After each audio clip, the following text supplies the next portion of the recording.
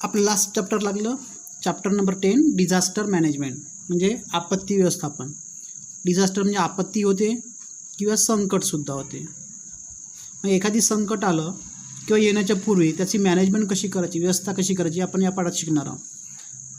Observe and discuss. इथं पहा, या बातम्याचं निरीक्षण आपण समजा चांगलं केलं का सगळ्या ठिकाणी पाहिजे अपघातात 3 मृत्यू, महाड ब्रिज कोलॅप्स, वर्धा वादळाचे चेन्नई थैमान, रेषेचे विमान कोसळले, म्हणजे सगळ्या ठिकाणी काही ना काही नुकसान झालेली आहे, जीवितहानी झालेली आहे. तर अशा प्रकारच्या याला म्हणतात डिझास्टर. तर त्याचं व्यवस्थापन कसं करतात ते आपण या चॅप्टरमध्ये शिकणार आहोत. इथे लिहूनच आहे various news items about disaster. आता तुम्हाला काय माहिती आहे, मी तुम्हाला नेहमी सांगत असो की पेपर नाही वाचला तरी चालते, पण कमीत कमी बातम्या वाचायच्या आणि बातम्याचे वरचे टायटल असे वाचायचे फक्त, तरी तुम्हाला बरंच काही लक्षात येते. Can you tell, is it possible to prevent the loss of life cause by lightning.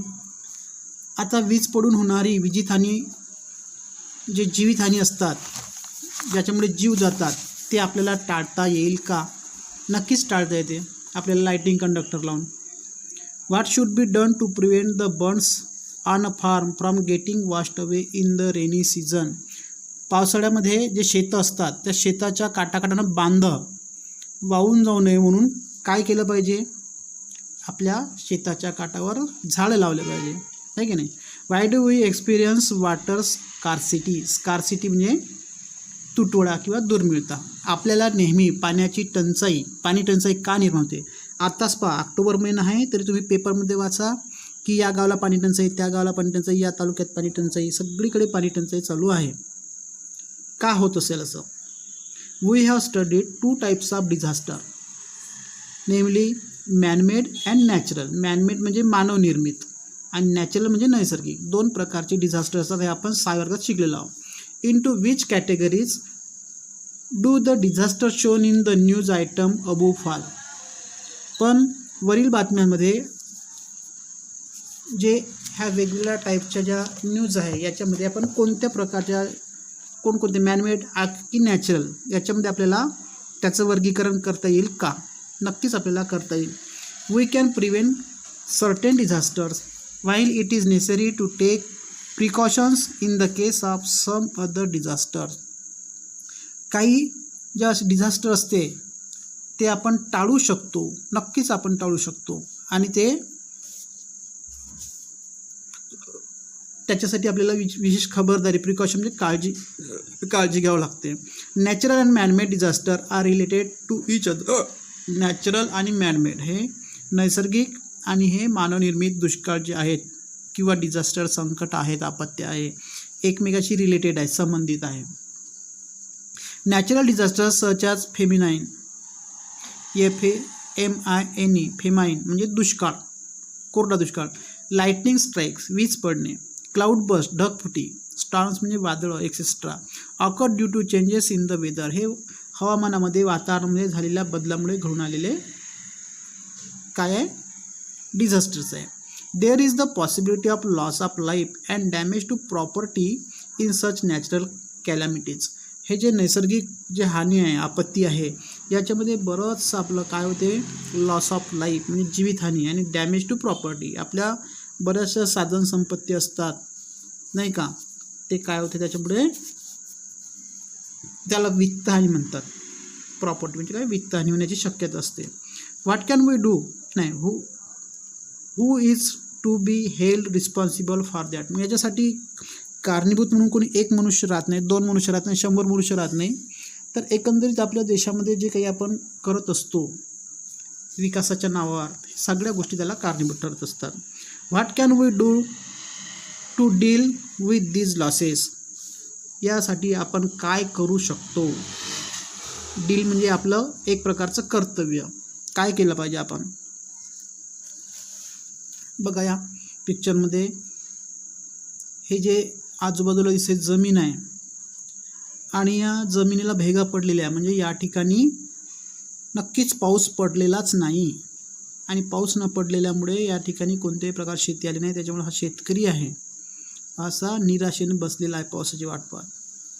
या ठिकाणी बघा वॉटर टँकर लिहून आहे. आपल्या वणीमध्ये बऱ्याचशा वाडामध्ये उन्हाळ्यामध्ये वॉटर टँकर येत असतात. ट्रॅक्टरला टँकर असते, आपल्या इथे ट्रकला आहे. तर या प्रकारे आपण पाणी भरत असतो. हा दुष्काळच आहे, कोरडा दुष्काळ म्हणून त्याला. तर पहिलं संकट आहे फेमाईन. फेमाईन म्हणजे दुष्काळ.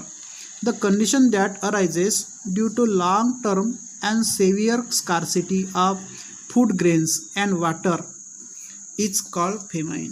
बघा, अन्नधान्य, फूड ग्रेन्स म्हणजे अन्नधान्य आणि वॉटर म्हणजे पाणी, नाही का, याच्या नेहमी सेव्हिअर स्कार्सिटी. स्कार्सिटी म्हणजे कमतरता, नाही का, दुर्मिळता, तुटवडा.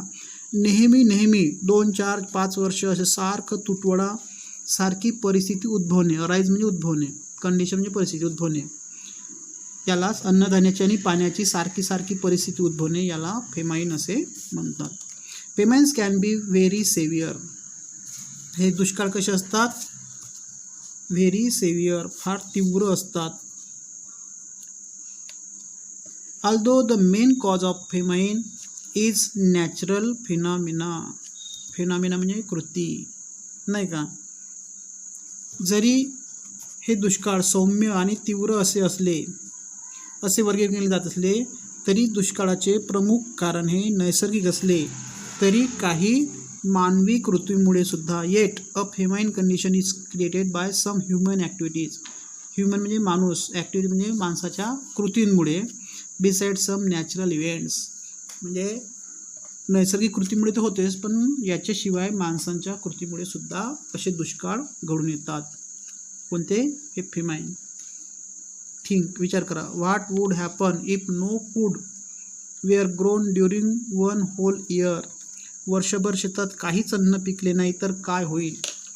संपूर्ण देशामध्ये अन्नधान्याचा तुटवडा निर्माण होईल. म्हणजे संपूर्ण देशामध्ये जर तसं झालं तर फक्त एखादी जिल्ह्यात झालं असेल तर तेवढा तुटवडा भासणार नाही, कारण दुसऱ्या राज्यामध्ये उत्पन्न होतेच. कॉजेस ऑफ फेमाईन म्हणजे कारणं काय? दुष्काळाची कारणे. ड्रॉट म्हणजे अवर्षण. हेवी रेन्स म्हणजे खूप जोराचा पाऊस. फ्लड म्हणजे पूर. Crops getting washed away or damage in the flood. पुरामध्ये पूर्ण पिकं वाहून जाणे, नष्ट होणे. Environmental changes such as temperature changes म्हणजे वातावरणीय बदल, म्हणजेच तापमानातील खूप मोठा चेंज म्हणजे बदल. स्टॉर्म्स वादळे. कोल्ड वेव्ज म्हणजे शीतलहरी, खूप कडाक्याची थंडी पडणे. ऑर फॉग धुके. डॅमेज ऑफ क्रॉप्स पिकांचे नुकसान होणे. कशामुळे? By animals like mice and rats. Mice म्हणजे उंदरं, रॅट्स म्हणजे घुशी. अटॅक ऑफ पेस्ट म्हणजे मोठमोठ्या पेस्ट म्हणजे काय? टोळधाडी येतात, टोळधाड्याचं आक्रमण होणे. पेस्ट म्हणजे असं कीटक आणि लोकस्ट म्हणजे काय? टोळधाडी याचं आक्रमण होणे. ऑर डिसीजेस ऑफ क्रॉप्स किंवा पिकावर खूप रोग पडणे. A natural calamity like earthquake नैसर्गिक जसं आपत्ती आहे, कोणतं?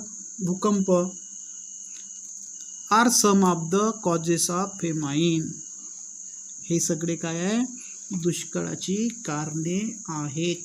या सगळ्या गोष्टींमुळे आपल्याला दुष्काळ पडत असतो. Of this drought is the main cause. Drought म्हणजे अवर्षण. अवर्षण म्हणजे पाणी कमी पडणे. अवर्षण म्हणजे पाणी कमी पडणे, त्याला ड्रॉट म्हणतात. Man-made causes of famine include वार. आता माणसामुळे कोणते होते? कोणकोणते कारणे? वार म्हणजे युद्ध. इंटरनल अनरेस्ट म्हणजेच काय? आपल्या देशामध्ये अंतर्गत असणारी अनरेस्ट म्हणजे अशांतता. सारखं काही ना काही कारण होतच राहणे. झगडे भांडण होतच राहणे, दंगली होणे, समाजामध्ये भांडणं होणे, नाही का, समाजकंटकामुळं. अब्सेन्स ऑफ ट्रान्सपोर्ट रूट्स म्हणजे जे वाहतूक असते त्या वाहतुकीचं काय? अब्सेन्स म्हणजे कमतरता, अभाव, नसणे पाहिजे तेवढी. अनकंट्रोल पॉप्युलेशन ग्रोथ अनियंत्रित झालेली लोकसंख्येची वाढ, त्यालाच म्हणतात बेसुमार झालेली वाढ. हे मानवनिर्मित कारणे आहेत. हे वरचे जे पाहिलेले आहे नैसर्गिक कारणे. कशाचे?